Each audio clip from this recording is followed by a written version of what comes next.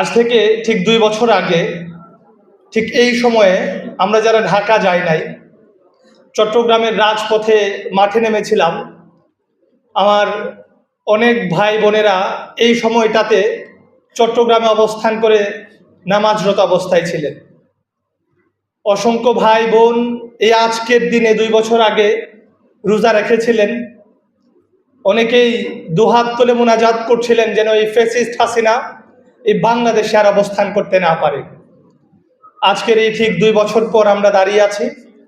আমাদের মাঝ থেকে হারিয়ে গেছে 2000-এরও বেশি শহীদ, প্রায় 30,000-এরও বেশি ভাই বোন আহত হয়েছেন, পঙ্গুত্ব বরণ করেছেন। অনেকের চোখ হারিয়েছে, পা হারিয়েছে, হাত হারিয়েছে।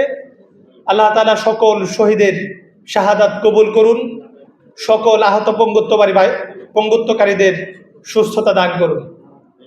এই জুলাই আমাদের মাঝে যে ব্যানারে এসেছিল বৈষম্য বিরোধী ছাত্র আন্দোলন, বৈষম্যকে বাংলাদেশ থেকে রোধ করা এবং এই বৈষম্য মুক্ত একটা বাংলাদেশ গঠন করার প্রত্যয় নিয়ে আমরা মাঠে নেমেছিলাম। গত 17 বছরের যেই ফ্যাসিবাদী শাসন, সেই ফ্যাসিবাদী কাঠামো নানাভাবে হাসিনা সংবিধান সংশোধনের মাধ্যমে একটি শক্তিশালী ফ্যাসিবাদী কাঠামোতে সে পরিণত করেছিল। আমরা চেয়েছিলাম একটি সুন্দর এবং বৈষম্যমুক্ত বাংলাদেশ। 1204 সালের পূর্বে লক্ষণ সেনের যে শ্রেণীভেদ প্রথা ছিল, গোটা সমাজ ছিল বিভক্ত, গোটা সমাজ ছিল শ্রেণীভেদ প্রথায় আচ্ছন্ন। মানুষে যে ভেদাভেদ ছিল, কারো মর্যাদা ছিল বেশি, কারো মর্যাদা ছিল কম। আর জুলাই এসেছিল ঠিক এই মর্যাদা এবং সকল মানুষের মাঝে সমান অধিকার নিশ্চিতের জন্য। আমরা দেখেছি যে 1204 সালে যেমন ইখতিয়ার উদ্দিন মোহাম্মদ বিন বখতিয়ার খিলজি এই বৈষম্য দূর করার জন্য লক্ষণ সেনকে পালাতে বাধ্য করেছিল। 2024 সালের ছাত্র জনতার বিপ্লবে আমরা দেখেছি এই বাংলাদেশের আপামর ছাত্র জনতা শেখ হাসিনাকে পেছন দরজা দিয়ে তার দাদার বাড়ি বাপের বাড়ি ইন্ডিয়াতে পালাতে বাধ্য করেছিল। সংগ্রামী উপস্থিতি, আজকে ঠিক 2 বছর পর আমরা আজকের এই অবস্থানে এসে দাঁড়িয়েছি। এই আগামীর যে বাংলাদেশের স্বপ্ন নিয়ে আমরা মাঠে নেমেছিলাম, আবারও যদি কখনো এই হাসিনার ফ্যাসিবাদী কাঠামো ফিরে, আবারও জুলাই ফিরবে। আবারও যদি লক্ষণ সেন ফিরে, আবারও ইখতিয়ার উদ্দিন মোহাম্মদ বিন বখতিয়ার খিলজি ফিরবে। আবারও যদি হাসিনা ফিরে, আবারও ঠিক একইভাবে জুলাই এই বাংলাদেশে ফিরে আসবে ইনশাআল্লাহ। সংগ্রামী উপস্থিতি, এই চট্টগ্রাম বিশ্ববিদ্যালয়ের 28,000 শিক্ষার্থী বহু আশা আকাঙ্ক্ষা প্রত্যাশা নিয়ে আমাদেরকে নির্বাচিত করেছিল। আমরা এই চট্টগ্রাম বিশ্ববিদ্যালয় সারা বাংলাদেশের সবচেয়ে বড় বিশ্ববিদ্যালয় এবং সবচেয়ে বেশি সমস্যা এই চট্টগ্রাম বিশ্ববিদ্যালয়ে। আমরা চট্টগ্রাম বিশ্ববিদ্যালয়ে ভর্তি হওয়ার পূর্বে এই শাটলের রঙিন ছবি দেখে চট্টগ্রাম বিশ্ববিদ্যালয়ের সুন্দর সুন্দর রাস্তা, অলি গলি পথ, পাহাড়ের পাদদেশে যেই কাটা পাহাড়, এই সৌন্দর্য দেখে আমরা বিমোহিত হয়েছিলাম। কিন্তু বিশ্ববিদ্যালয়ে ভর্তির পর আমরা দেখেছি এই চট্টগ্রাম বিশ্ববিদ্যালয়ের শাটল ট্রেন এই বিশ্ববিদ্যালয়ের শিক্ষার্থীদের জন্য অভিশাপ।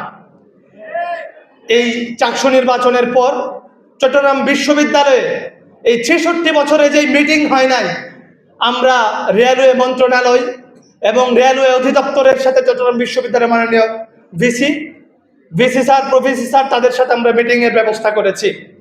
পরবর্তীতে চট্টগ্রাম বিশ্ববিদ্যালয়ের শাটল ট্রেনের পুরো একটা ট্রেন তারা নতুন করে প্রতিস্থাপন করেছে, কিন্তু বগি বৃদ্ধি করা যাচ্ছে না।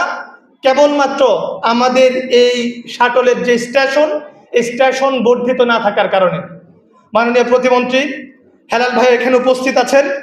আমি উদাত্ত আহ্বান এবং দাবি রাখতে চাই, ওনার মাধ্যমে যেন চট্টগ্রাম বিশ্ববিদ্যালয়ের এই সমস্যাগুলো যেন সমাধান হয়। চট্টগ্রাম বিশ্ববিদ্যালয় 28,000 শিক্ষার্থীর ক্যাম্পাস, কিন্তু চট্টগ্রাম বিশ্ববিদ্যালয়ের কেবলমাত্র আবাসন সমস্যা মাত্র 21%।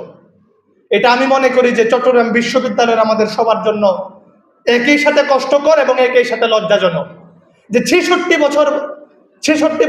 বছরেও চট্টগ্রাম বিশ্ববিদ্যালয়ের আবাসনের প্রপার কোনো সমাধান হয় নাই।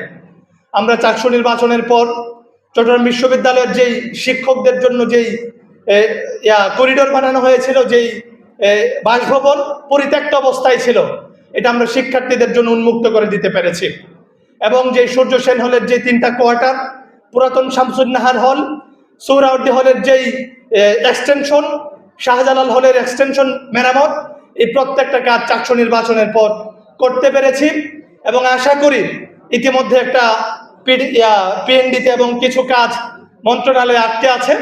মাননীয় প্রতিমন্ত্রী ওনার মাধ্যমে এবং বিশ্ববিদ্যালয় প্রশাসনের আন্তরিক সহযোগিতায় এই কাজগুলো শীঘ্রই বাস্তবায়িত হবে বলে আমরা প্রত্যাশা রাখি এবং আশা রাখি। চট্টগ্রাম বিশ্ববিদ্যালয়ের শিক্ষার্থীদের বহুল প্রত্যাশিত যেই টিএসসি, যেখানে শিক্ষক এবং ছাত্রদের যে সম্মিলন ঘটবে, সাংস্কৃতিক যেই একই সাথে একটা মেলাবন্ধন ঘটবে, এই টিএসসিও আমরা আশা রাখি যে চট্টগ্রাম বিশ্ববিদ্যালয়ে আগামী কয়েক মাসের মধ্যেই ভিত্তিপ্রস্তর স্থাপন হবে বলে আমি প্রত্যাশা রাখি। চট্টগ্রাম বিশ্ববিদ্যালয়ের শিক্ষার্থীদের যে খাবারের মান, আবাসন এবং যে কটেজগুলো আছে খুব বসবাসের অনুপযুক্ত।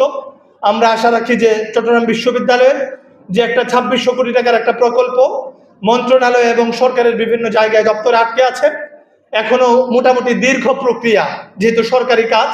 আমি আশা রাখি যে মাননীয় প্রতিমন্ত্রী, বিশ্ববিদ্যালয় প্রশাসন এবং বর্তমান সরকার চট্টগ্রাম বিশ্ববিদ্যালয়ের প্রতি একটা সুদৃষ্টি দিয়ে এই চট্টগ্রাম বিশ্ববিদ্যালয়ের আবাসনের একটি স্থায়ী সমস্যার সমাধান এই চট্টগ্রাম বিশ্ববিদ্যালয় করবে।